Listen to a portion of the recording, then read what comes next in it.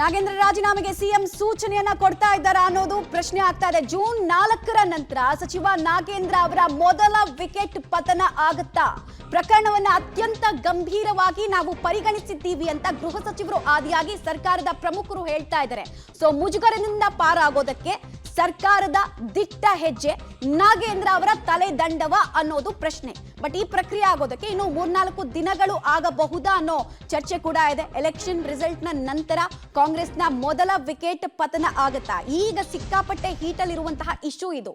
So ಈಗಲೇ ಮುಜುಗರದಿಂದ ತಪ್ಪಿಸಿಕೊಳ್ಳೋ plan ಅನ್ನ ಸರ್ಕಾರ ಮಾಡುತ್ತಾ ಅಥವಾ ಕಾದು ನೋಡೋ ತಂತ್ರಕ್ಕೆ ಮೊರೆ ಹೋಗುತ್ತಾ ಅನ್ನೋದು ಪ್ರಶ್ನೆ ಆಗ್ತಾ ಇದೆ. ನಾನು ಆಗ್ಲೇ ಹೇಳ್ತಾ ಇದ್ದೆ, ಹಿಂದಿನ ಸಿದ್ದರಾಮಯ್ಯ ಅವರ ಸರ್ಕಾರದ ಅವಧಿಯಲ್ಲಿ ಮೊದಲ ವಿಕೆಟ್ ಪತನ ಆಗಿದ್ದು ಸಂತೋಷ್ ಲಾಡ್ ಅವರದು ಇಲ್ಲಿಗಲ್ ಮೈನಿಂಗ್ ಕೇಸ್ಗೆ ಸಂಬಂಧಪಟ್ಟಂತೆ. ಈಗ ಆ ಸರದಿ ನಾಗೇಂದ್ರ ಅವರದು ಎಸ್ಟಿಗಳಿಗೆ ಮೀಸಲಿದ್ದಂತಹ 94 ಕೋಟಿಗೂ ಹೆಚ್ಚು ಹಣವನ್ನ ದುರ್ಬಳಕೆ ಮಾಡಿದ್ದಾರೆ ಅನ್ನೋದು ಇವ್ರ ಮೇಲಿರುವಂತಹ ಅತಿ ದೊಡ್ಡ ಅಪವಾದ. ಯೂನಿಯನ್ ಬ್ಯಾಂಕ್ ಅವರು ಕೂಡ ಸ್ಕ್ಯಾಮ್ ಆಗಿದೆ ಅನ್ನೋದನ್ನ ಹೇಳ್ತಾ ಇದ್ದಾರೆ. ಇದಕ್ಕೆ ಪುಷ್ಟಿ ಕೊಡುವಂತಹ ಹಲವು ಅಂಶಗಳನ್ನ ಉಲ್ಲೇಖ ಕೂಡ ಮಾಡಲಾಗ್ತಾ ಇದೆ. ನಾನಾಗ್ಲೇ ಹೇಳ್ತಾ ಇದ್ದೆ ನಿಮಗೆ, ಒಂದು ಫೈನಾನ್ಷಿಯಲ್ ಇಯರ್ ಎಂಡ್ ಅಲ್ಲಿ ಪ್ಯಾರಲಲ್ ಅಕೌಂಟ್ ಅನ್ನು ಓಪನ್ ಮಾಡಿ ಅದಕ್ಕೆ ದುಡ್ಡು ಟ್ರಾನ್ಸ್ಫರ್ ಮಾಡಿ ಅಲ್ಲಿಂದ ಬೇರೆ ಬೇರೆ ಅಕೌಂಟ್ಗಳಿಗೆ ದುಡ್ಡು ಟ್ರಾನ್ಸ್ಫರ್ ಆಗಿರೋ ರೀತಿಯನ್ನ ನೋಡ್ತಾ ಇದ್ರೆ ಇದೊಂದು ವ್ಯವಸ್ಥಿತವಾಗಿ ನಡೆಸಿರುವಂತಹ ಹಗರಣ ಅನ್ನೋದು ಬಹುತೇಕರ ಅಭಿಪ್ರಾಯ ಆಗ್ತಾ ಇದೆ. ಹೀಗಾಗಿ ಬೆಲೆ ತೆರ್ತಾರ ಸಚಿವ ನಾಗೇಂದ್ರ ಅವರು, ಬಿಕಾಸ್ ಅವ್ರ ಮೇಲೆ ಬಂದಿರುವಂತಹ ಗುರುತರ ಆರೋಪ, ಡೆತ್ ನೋಟ್ ನಲ್ಲೂ ಕೂಡ ಮೌಖಿಕ ಆದೇಶ ಸಚಿವರದ್ದು ಇತ್ತು ಅಂತ ಹೇಳಲಾಗ್ತಾ ಇದೆ.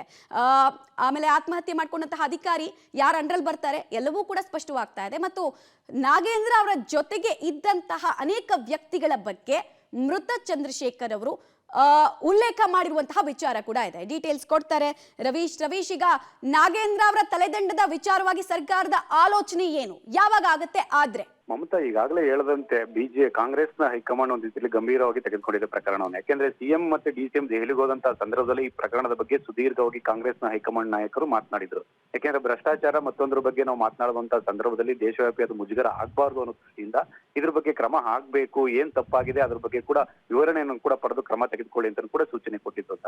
ಆ ಕಾರಣಕ್ಕೋಸ್ಕರವಾಗಿ ಡಿ.ಕೆ. ಶಿವಕುಮಾರ್ ಅವರು ದೆಹಲಿಯಿಂದ ಬಂದ ತಕ್ಷಣವೇ ಒಂದು ರಿಯಾಕ್ಷನ್ ಅನ್ನ ಕೂಡ ಕೊಟ್ಟಿದ್ರು. ಅಂದ್ರೆ ಈ ಪ್ರಕರಣದಲ್ಲಿ ನಾವು ಸುಮ್ಮನೆ ಒಂದ್ ರೀತಿಯಲ್ಲಿ ಕೂರೋದಿಲ್ಲ, ಏನೆಲ್ಲ ತಪ್ಪಾಗಿದೆ ಅನ್ನೋದ್ರ ಬಗ್ಗೆ ಕೂಡ ನಾವು ಸವಿವರವಾಗಿ ಮಾತನಾಡ್ತೇವೆ, ಮತ್ತೆ ನಾಗೇಂದ್ರ ಅವರ ಬಳಿಯೂ ಕೂಡ ನಾವು ಮಾತನಾಡ್ತೇವೆ ಅನ್ನೋ ಮಾತುಗಳನ್ನು ಕೂಡ ಸ್ಪಷ್ಟಪಡಿಸಿದ್ರು. ಅದರಂತೆ ನಿನ್ನೆ ಮುಖ್ಯಮಂತ್ರಿ ಸಿದ್ದರಾಮಯ್ಯ ಮತ್ತೆ ಡಿ.ಕೆ. ಶಿವಕುಮಾರ್ ಅವರು ಕಾವೇರಿ ನಿವಾಸದಲ್ಲಿ ಸಭೆಯನ್ನು ಕೂಡ ಸೇರಿದ್ರು. ಈ ಸಭೆಯಲ್ಲಿ ಗಂಭೀರವಾಗಿ ಒಂದು ಚರ್ಚೆಯನ್ನ ಕೂಡ ನಡೆಸಿರ್ತಕ್ಕಂಥದ್ದು. ಅಂದ್ರೆ ಈ ಒಂದು ಪ್ರಕರಣದಲ್ಲಿ ಯಾರ್ಯಾರು ಶಾಮೀಲಾಗಿದ್ದಾರೆ ಮತ್ತೆ ಈ ಪ್ರಕರಣದ ಹಣ ವರ್ಗಾವಣೆ ಆಗಿದ್ದು ಹೇಗೆ ಅನ್ನೋದ್ರ ಬಗ್ಗೆ ಕೂಡ ಸಾಕಷ್ಟು ದೊಡ್ಡ ಮಟ್ಟದಲ್ಲಿ ಚರ್ಚೆ ಆಗಿದೆ. ಅದರ ಜೊತೆಗೆ ಜವಾಬ್ದಾರಿಯನ್ನು ಹೊರಬೇಕಾದಂತವ್ರು ಕೂಡ ಇಲಾಖೆಯ ಸಚಿವರಾಗಿರ್ತಾರೆ. ಹಾಗಾಗಿ ಈ ದೊಡ್ಡ ಮಟ್ಟದ ಮುಜುಗರದಿಂದ ತಪ್ಪಿಸ್ಕೊಳ್ಬೇಕಾದ್ರೆ ಸಚಿವರು ರಾಜೀನಾಮೆ ತಕ್ಷಣಕ್ಕೆ ಆಗ್ಬೇಕಾಗುತ್ತೆ ಅನ್ನೋದು ಕೂಡ ಕೆಲವರು ಅಭಿಪ್ರಾಯವನ್ನು ಕೂಡ ವ್ಯಕ್ತಪಡಿಸಿದ್ರು ಅಂತ ಹೇಳಲಾಗ್ತದೆ. ಯಾಕೆಂದ್ರೆ ಈಗಾಗಲೇ ಯೂನಿಯನ್ ಬ್ಯಾಂಕ್ ಸಿಬಿಐಗೆ ಪತ್ರ ಬರೆದಿರ್ತಕ್ಕಂಥ ಹಿನ್ನೆಲೆಯಲ್ಲಿ ಆ ಒಂದು ಪತ್ರದ ಆಧಾರದ ಮೇಲೆ ಸಿಬಿಐ ಒಂದು ಕೇಸನ್ನ ತೆಗೆದುಕೊಂಡಂತ ಸಂದರ್ಭದಲ್ಲಿ ದೇಶದಾದ್ಯಂತ ದೊಡ್ಡ ಮಟ್ಟದ ಮುಜುಗರವು ಕೂಡ ಕಾಂಗ್ರೆಸ್ಗೆ ಉಂಟಾಗುತ್ತೆ.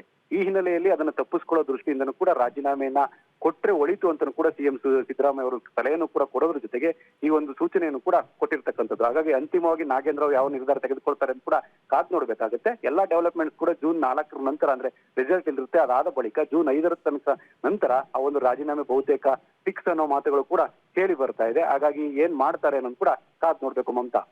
ರೈಟ್, ಧನ್ಯವಾದ ರಮೇಶ್ ತಮ್ಮೆಲ್ಲ ಮಾಹಿತಿಗಾಗಿ. ತಲೆದಂಡದ ತೂಗುಗತ್ತಿ ಸದ್ಯಕ್ಕೆ ನಾಗೇಂದ್ರ ಅವ್ರ ಮೇಲಂತೂ ನೇತಾಡ್ತಾ ಇದೆ. ಇದರಿಂದ ಪಾರಾಗ್ತಾರಾ ಅಥವಾ ಇದಕ್ಕೆ ಬೆಲೆ ತೆರ್ತಾರ ನಾಗೇಂದ್ರ ಅವರು? ಅವರೇ ರಾಜೀನಾಮೆಯನ್ನ ಕೊಡ್ತಾರಾ ಅಥವಾ ರಾಜೀನಾಮೆಯನ್ನ ಪಡಿತಾರಾ ಅನ್ನುವಂತಹ ಪ್ರಶ್ನೆ ಅಂತೂ ಇದ್ದೇ ಇದೆ. ಕಾರಣ ಗಂಭೀರ ಮಟ್ಟದಲ್ಲಿ ಯೋಚನೆಯನ್ನ ಕಾಂಗ್ರೆಸ್ನ ಹೈಕಮಾಂಡ್ ಕೂಡ ಮಾಡ್ತಾ ಇದೆ. ಯಾಕಂದ್ರೆ ನಾನಾಗ್ಲೇ ಹೇಳ್ತಾ ಇದ್ದೆ, ವ್ಯವಸ್ಥಿತ ಹಗರಣಕ್ಕೆ ಸಂಬಂಧಪಟ್ಟಂತೆ ಮುಜುಗರ ಇದು.